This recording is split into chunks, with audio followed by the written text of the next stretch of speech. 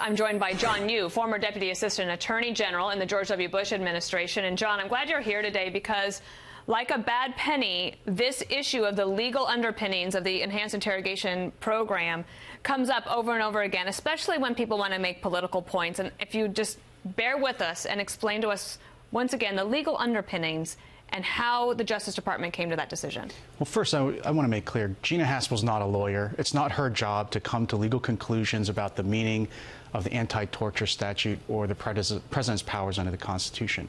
She's one of those men and women out in the field who protected this country right after we were knocked down on the mat, onto the mat after 9/11, and she had to carry out a very difficult job. At the Justice Department, we were the ones who have the job to figure out what do the laws require. And the way we thought about it was Congress had written an ambiguous statute saying don't torture. And so we undertook weeks of legal research and writing opinions to define the lines where we said you can't go beyond these lines. You can interrogate short of those lines, but don't go beyond them. We were trying to make sure that Gina and people like that did not cross the line into torture, and I think we did that successfully. Now, I think she's being punished by armchair quarterbacks, Democrats in the Senate, or Rand Paul, Republican in the Senate.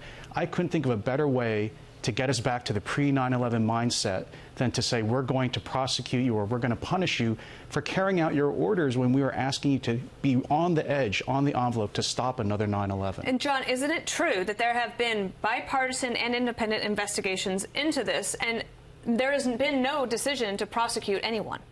Put aside what Catherine said about people being confirmed who already were involved in the same program, but Attorney General Holder appointed an independent counsel, much like Bob Mueller, to investigate all this. There were no charges brought against anybody because I think they saw that in the end, the statute that Congress passed that existed at the time of 9/11 was vague, and that we were trying to make sure we didn't violate the law. Look at what President Trump said today on Twitter. He said, "My highly respected nominee for CIA Director, Gina Haspel, has come under fire because she was too tough on terrorists. Think of that. In these very dangerous times, we have the most qualified person, a woman who Democrats want out because she is too tough on terror. Win Gina." One thing I wanted to ask you about, the reason that the CIA would come to the Justice Department for an opinion is so that they can be sure they are doing the right thing. We ask them to do very tough things.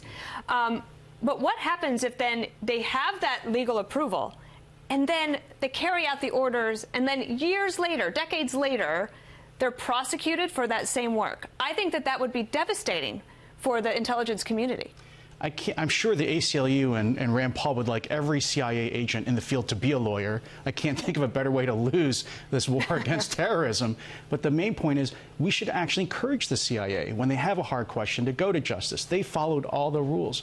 Gina Haspel and her colleagues followed the rules. They came to us. They didn't wing it. They didn't go off on their own, off the reservation.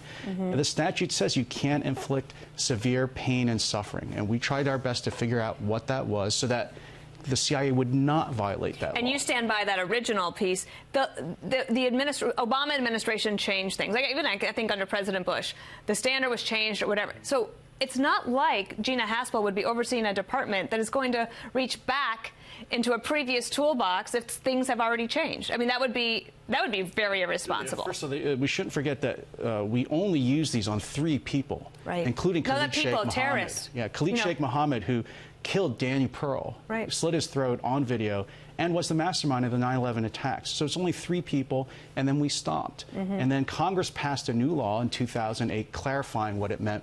So the legal regime is completely different now. Gina Haspel's coming in as CI director, I hope, with different set of laws and rules. And so we aren't going to have to struggle like she and I and others did right after the 9/11 attacks to figure out what we could do. In the last minute that I have you, can I just switch gears real quickly? Sure. And that is that, Rudy Giuliani made a lot of news over the weekend. He's, he likes to be out there and being on offense. I just have one specific question for you, because I know your expertise is about the government, the way it's set up, the executive branch and its relation to others.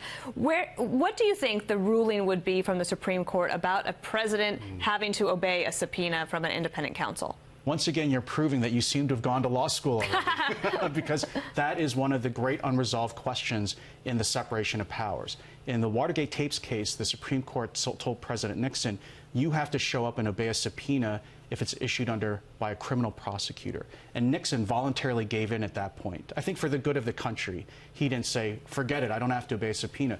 That is still an unresolved question under constitutional law. Could a president say, another branch can't compel me to appear before it? Just like presidents have never testified before Congress. Right. A president has never appeared as a compelled witness in a criminal trial. Just like President Trump couldn't say, hey, you, Chief Justice Roberts, I want you in the Oval Office and explain to me this crazy Obamacare opinion you issued.